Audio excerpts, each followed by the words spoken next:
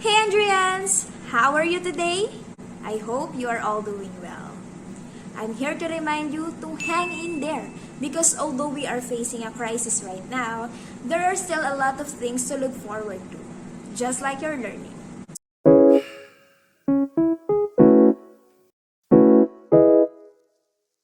In this first episode, I will be teaching you on how to improve your listening skills in English that you can also apply in learning other subjects. In English, there are what we call the four macro skills, such as reading, writing, listening, and speaking. As much as we are exposed to these activities, it is with listening that we have learned to enhance the three other skills. In line with reading, listening is a receptive skill, which means we do this to get information from the speaker or the sender of the message, thus allowing us to interpret the message that we have received. Now, Andruyans, I know that in online classes, listening can oftentimes be challenging because we mainly depend our understanding on what was heard from our headphones or speakers. It is fully understood by your teachers if you cannot fully grasp the full meaning of the lesson right away.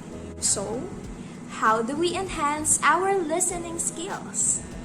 First, listen actively.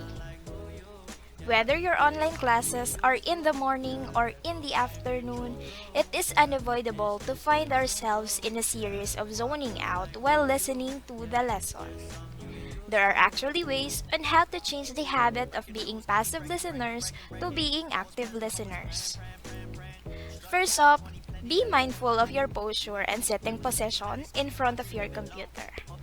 Although it is not directly related to how we understand the lesson, our body language is actually an indicator on how prepared are we in receiving new information. If you are in an incorrect sitting position like slouching or slumping in your chair, chances are you are less likely to be engaged in listening to your teacher. Moreover, you may develop stress in the muscle and a poor posture. To improve this, make it a habit to be in a proper but still in a comfortable sitting position. Think as if there's a string hanging on the top of your head down the spine. To help build this habit, you may download helpful apps or browser extensions that notify you hourly to sit properly. Second, set a learning environment where there are less to no distractions. As much as possible, set your phone in silent mode and hide it somewhere far from your station so you won't be tempted to unnecessarily check it during classes. You may also opt to use a quality headphone than speakers because it can help you listen better while avoiding outside noise. In case you catch yourself zoning out in your online classes, refocus on the discussion right away and do this as often as possible until it becomes a habit. The more we are physically engaged, the better we can be as active listeners.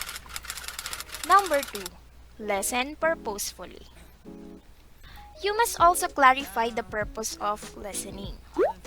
It is given that we listen to teachers to learn. However, in learning, you must be more specific on what goal do you want to achieve.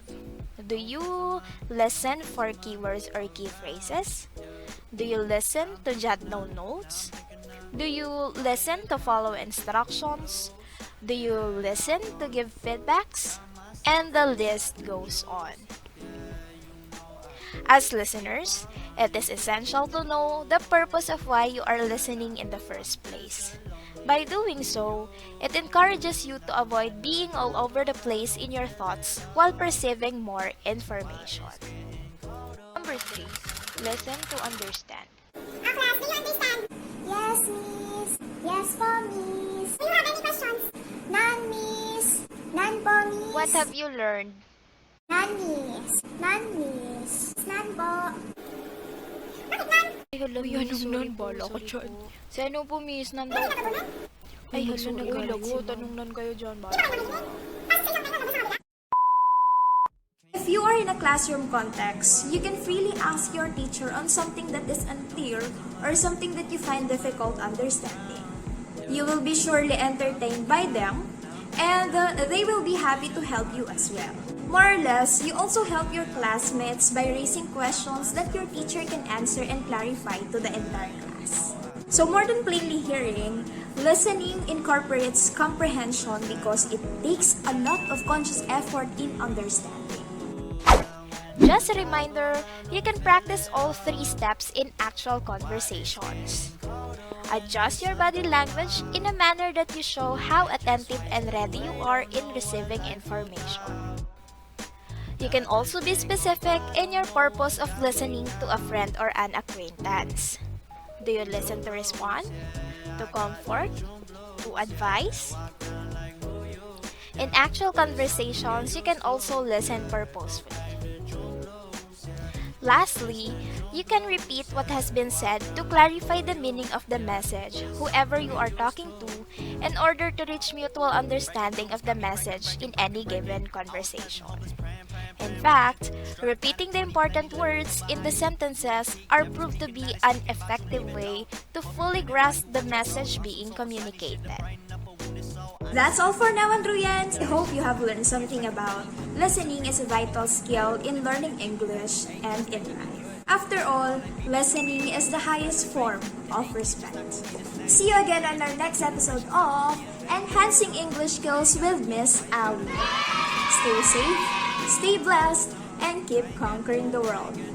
Bye, Andruyans! Now I'm thinking by the card the June blows, yeah.